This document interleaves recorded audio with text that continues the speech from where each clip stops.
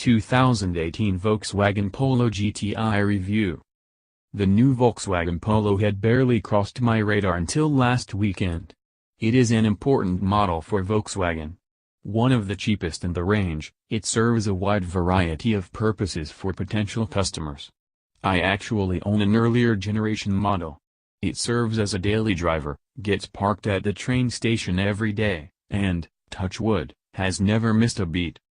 So what happens to that perennial daily driver when Volkswagen engineers shoehorn the engine from the current generation Golf GTI? On paper, very promising things. The Polo GTI is about 50 kilograms lighter than the Golf GTI, with a shorter wheelbase and a lower price tag. But in reality, does it work? Volkswagen took us to Palma to find out. The current generation Polo is actually built on a different platform to the outgoing version. The MK5 used the latest variant of the Volkswagen Group A0 platform, a series of platforms Volkswagen has used since the very first Polo. The MK6 version moves the Polo onto the Volkswagen Group's MQB platform, the one which underpins everything from the Passat to the Ardean.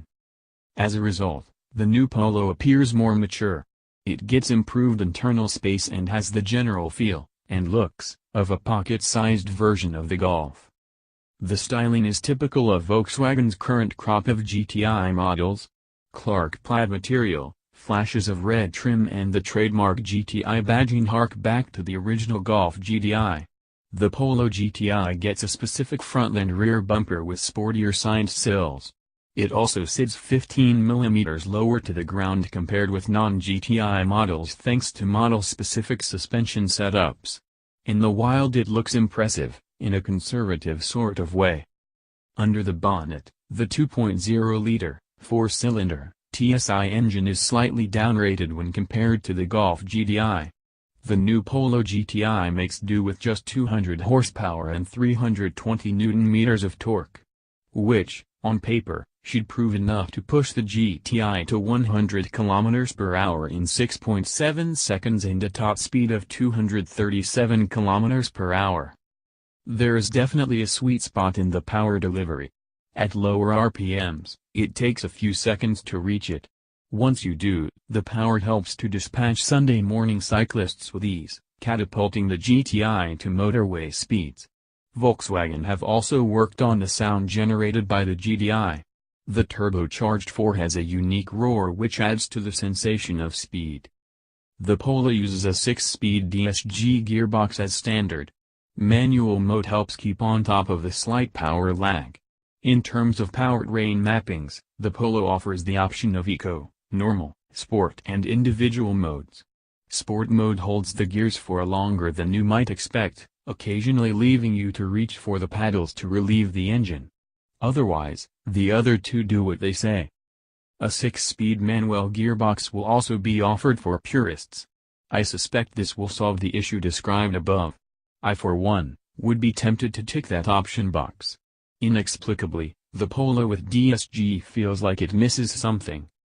Of more importance as far as the Polo GTI is concerned though is the general feel of the drive. Nobody jumps into a Polo simply to marvel at the power delivery and achieve the fastest commute time. The MQB platform is notorious for its consistent feel across a variety of models. Coupled to the Polo GTI, the platform feels just as predictable. It isn't as exciting or edgy as its competitors. It's every bit as competent though.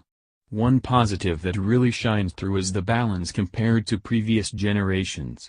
In 5-door guise, it is nicely weighted despite the obvious disadvantages associated with its front-wheel drive setup.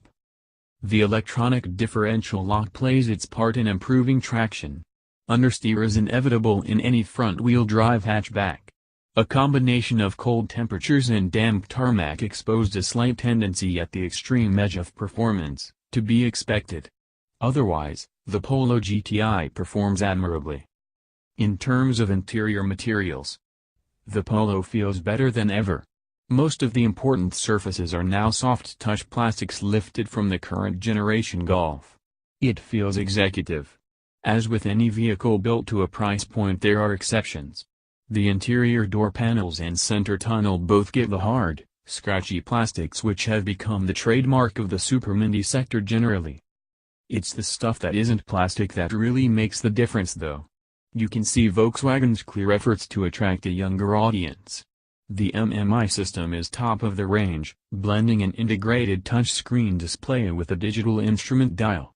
There is the option of wireless charging plus Apple and Android connectivity.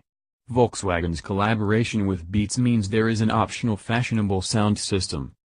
The Volkswagen Polo GTI also makes use of options usually reserved for the likes of the Golf, Passat and higher-ups of the Volkswagen range. Assistance systems such as blind spot monitor, automatic post-collision braking system, area monitoring systems. There are even park assist options, normally reserved for more expensive models. All in, I really enjoyed my time with the Polo GTI. It has a certain charm that caters to more conservative tastes.